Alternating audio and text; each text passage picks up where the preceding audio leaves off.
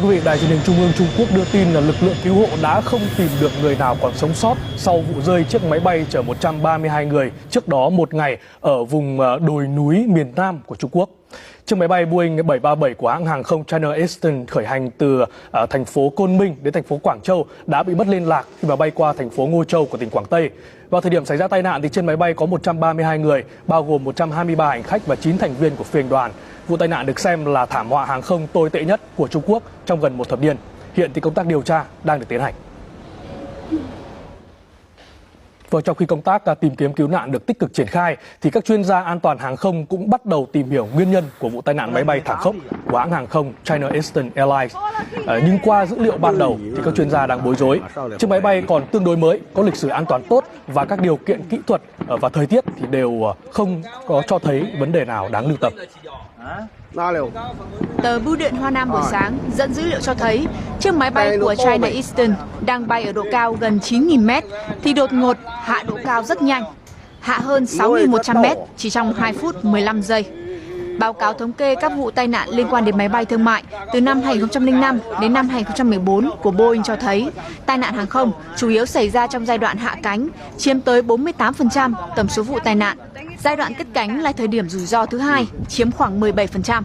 Khi máy bay đã đạt độ cao ổn định, phi công sẽ sử dụng chế độ tự lái, vốn được đánh giá có sự ổn định cao.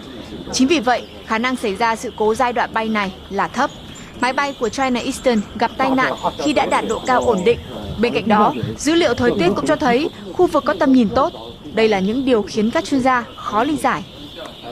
Thông thường máy bay sẽ ở chế độ tự lái khi đã đạt độ cao. Thật sự rất khó hình dung chuyện gì đã xảy ra với chuyến bay đó. Rất có thể máy bay bị mất điện khi đang ở độ cao ổn định, dẫn đến phi công mất quyền điều khiển.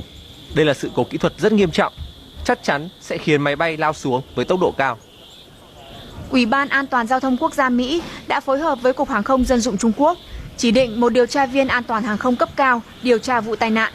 Hiệp định quốc tế quy định Mỹ có thể đóng vai trò là đại diện điều tra vụ tai nạn máy bay sản xuất tại nước này.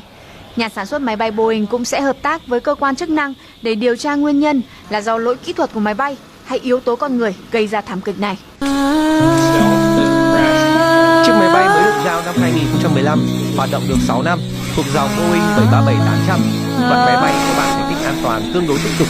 Loại 737-800 không liên quan đến những vấn đề của Max, loại từng bị cấm bay của Boeing.